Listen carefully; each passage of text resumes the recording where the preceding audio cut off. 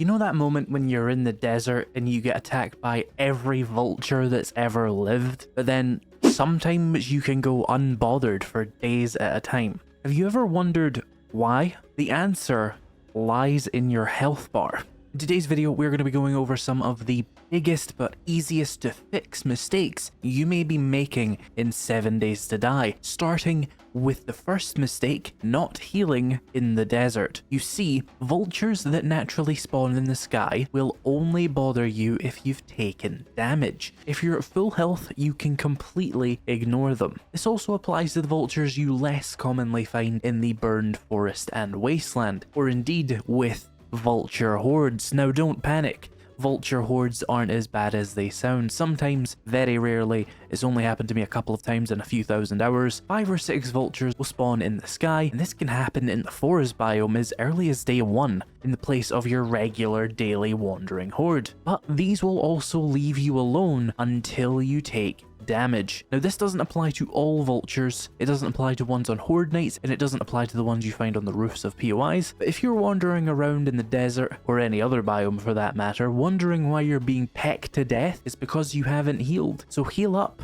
and they will not even look at you. The next mistake is not making full use of the drone. The drone is an endgame 7 Days to Die item that so many of the people watching this video probably have never even gotten yet. If you haven't, this information may at least make you add it to your to-do list. The drone has a base storage of 16 slots, but it can also have robotic drone cargo mods. This takes up to 24 slots, but what a lot of people don't actually know, because it was bugged when the feature was first added, is that you can actually fill every mod slot on the drone with a cargo mod. So on a level 6, you can have 4 cargo mods on one drone. This gives your drone a maximum of 48 inventory slots. That's 3 more than the gyrocopter itself. So whether you've got a robotic drone and didn't already know you could stack them, or now you just know what you want to work towards, make sure making full use of those cargo mods to carry all your loot. The next mistake you might be making is missing out on easy acid. Acid is generally looted from sinks and chemical loot and endgame loot, but there is a way to get it more reliably. All you need is a wrench and a book. Specifically, Wasteland Treasures Volume 3. Now there's no great advice for finding this specific book, other than checking traders and looting book containers. But once you do find it randomly in the loot somewhere, you can get a huge increase to the amount of acid you gather. It lets you gather acid from cars, medical equipment, and these green barrels. You'll have a 15% chance to get it from a car, an 8% chance to get it from a medical equipment, but more usefully I would say is a 25% chance from the singular green barrel, or a 50% chance to get it from the 4-barrel block item thing. Once you've noticed this, you will start to find these barrels everywhere, and if you make sure to wrench them when you find them, you'll have a lot of extra acid or whatever you need it for. So get that book and keep your eyes open for those 4 block types. The next mistake is walking around longer than the first few days. If it's day 7 and you're still getting around on foot, you've made a severe mistake somewhere. There's 2 main ways to get yourself a bicycle and start traveling much more efficiently. Number 1 is obviously finding enough magazines to be able to craft one, but that takes a decent amount of luck, and you'll also have to craft a workbench and get all the materials to make the wheels, and it's a real hassle, but it is an option that you should prioritize early on in the game, because getting around a lot faster will save you a huge amount of time. Now my preferred option number 2, is to complete the quest tier 1 at the trader. They will always give you a bicycle as one of the quest completion options. You'll need to complete 10 tier 1 jobs, so it will likely take even the most skilled of players a couple of days to do, but you should definitely have it by day 7, even if you've just downloaded the game and don't know what a zombie is. Just make sure you take quests from the trader as much as possible and do those quests as you come to them. So yeah, get a bicycle. The next mistake is one I still do about 4,000 hours in, and that is forgetting to make dew collectors, but also forgetting to check your dew collectors. Dew collectors are unlocked with one singular Forge Ahead magazine right at the start of the game, and as a little tip, you can usually find 2 of those in most trader compounds on standard loot settings, because the Forge and the Cement Mixer have a 100% chance to spawn the magazine, and a Forge and a Cement Mixer spawn in every trader compound. Once you have the 100 scrap polymers, make sure you actually make the dew collector and place it down. And then the most important part of the dew collector, of course, is you need to remember to check it every 24 hours to take the water out of it, or if you have the upgrade that increases its speed, you need to check it every 12 hours. I say this whole tip purely in an attempt to remind myself to do this, and I promise you it will not work. Anyway, moving on. The next mistake is on screen now. Can you see what I'm doing wrong? What I'm doing is not looting these mailboxes and newspaper stands. They're going to be a source of about a third of the skill books and magazines you find in 7 Days to Die, so don't skip them. They're absolutely everywhere. Make sure you just grab them when you're near them. And when you start quests, make use of the double loot feature exploit so that you can loot the mailbox, start the quest, and then loot it again and get double the magazine and skill book loot. Speaking of loot, the next mistake is forcing your way into cop cars. Now honestly, most of you who have made this mistake once probably have not made it a second time, but just in case we can catch a few people before they make the mistake, let's cover exactly why. If you smash into one of these cars, it'll summon a small horde of zombies that generally start out a much higher level than you do, so you can expect radiated zombies and feral whites and cops as early as day 1. That is a death sentence for all but the most skilled or rat-like players. So instead of brute forcing it, use a lockpick. You can safely lockpick the cars open and get the sweet,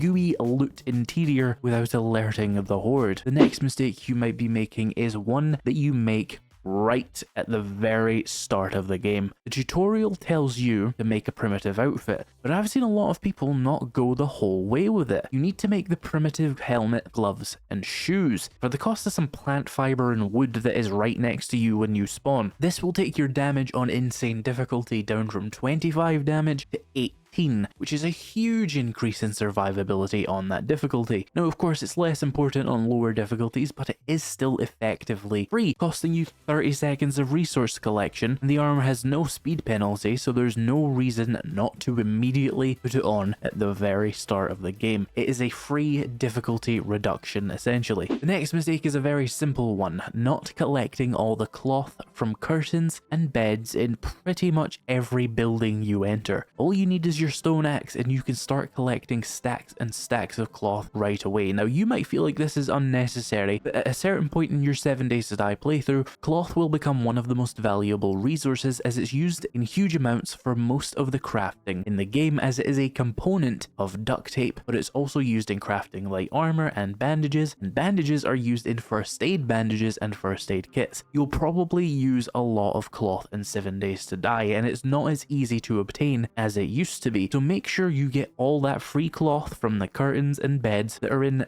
about half the POIs in the game. The next mistake is wasting your weapon and tool mods. Whether you're storing them, selling them, or dropping them on the ground, you're probably making a mistake. Put them on your weapons and tools. It doesn't even matter if it makes sense. Does it make sense to put a woodcutter mod on a club? No, but you should do it anyway because all weapon and tool mods increase the damage of the tool and or weapon by roughly 10%. This is a large boost to your damage early on, and either way it's just free damage just sitting in your inventory. So don't waste those weapon mods. Put them on anything. Put them on your shovel, anything, it doesn't matter. And certainly don't just leave them in your storage, which brings us to the next mistake, having a disorganized storage. Go straight to making writable storage boxes. These are the size of a full block. They are stackable and can be written on to tell people and or you what's in them. And they can be upgraded from wood to iron to steel if you really need to maximize the space in them. Try to sort them in a way that makes sense to you. I like to do food, water, meds, ammo, materials like stone and wood, scrap like mechanical parts and electrical parts, mods, miscellaneous stuff that doesn't fit any of the other categories, and equipment. Obviously, the longer you play, the more containers you need, and the more specific those containers will become, like a box specifically for raw materials like stone and wood, and then one for crafted materials like forged iron and glue, or boxes for each of the individual kinds of ammo. But that basic 9-box setup is a good one for me, but feel free to customize it to your own brain's liking. All that matters is that you can easily find what you need, and then press this button to automatically move your stuff from the inventory to the box if you've already started a stack stack of that item, or twice to start a new stack of the item, and use this button to draw items from the box into partial stacks in your inventory, which is really great for quick ammo resupplies and food resupplies. With this knowledge, you'll spend at least 50% less time staring at boxes or your money back. Of course, this video was free, so it's not exactly difficult to guarantee that. Next mistake, missing items with steel in them. Steel can be quite difficult to get in large amounts for new players, especially since the Crucible can be expensive or time consuming to unlock. So what can you do before you unlock it to get some steel? Well, grab that trusty wrench again, we're going shopping. First and most commonly, the streetlights. You'll find about 1 to 4 steel from some streetlights. Sometimes you'll just get electrical parts, but most of the time you'll at least get a little bit of steel from them. Next, transformers, or whatever these green things are. I'm not an infrastructurologist, but whacking this thingamabob with your wrench will get you some steel. Next, gas pumps. Wrench them. Broken vending machines?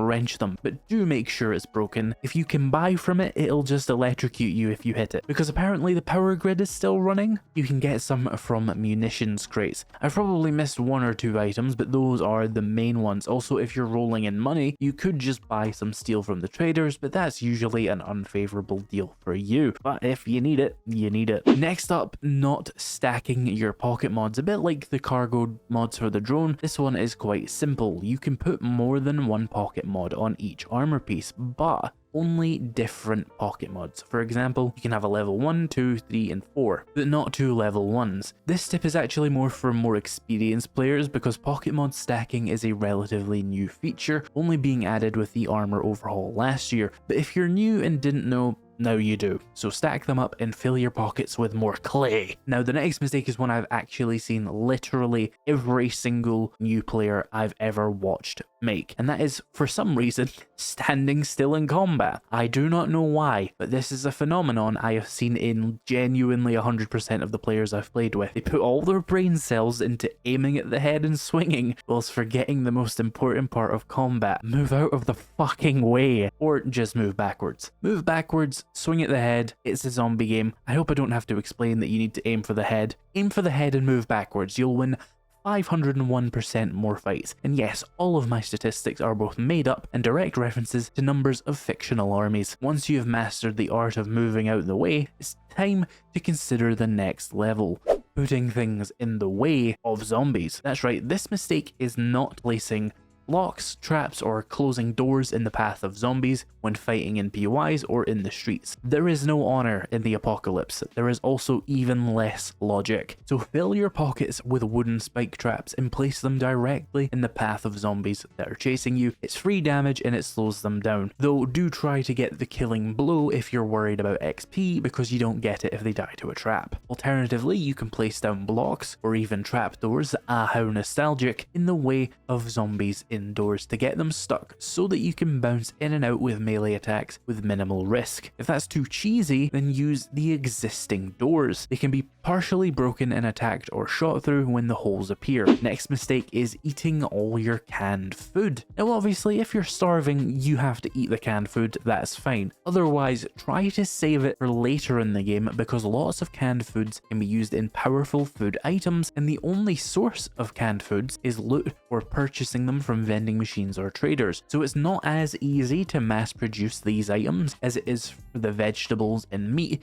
involved in the cooking process. So if you can, save your canned foods. They'll be worth a lot more food later on in the game. If you want to know what canned foods you can eat without trouble, click on an item and look for a recipe button. If it has no recipe button, then you can just eat that without any issues. If it does have recipes, look at what it's used in and decide if you ever plan to use it for that. If no, eat it. If yes, store it for later use. I talk more about the items you shouldn't miss or waste in this video. Check it out if you found this one helpful. Thank you for watching, and I will see you in the next video.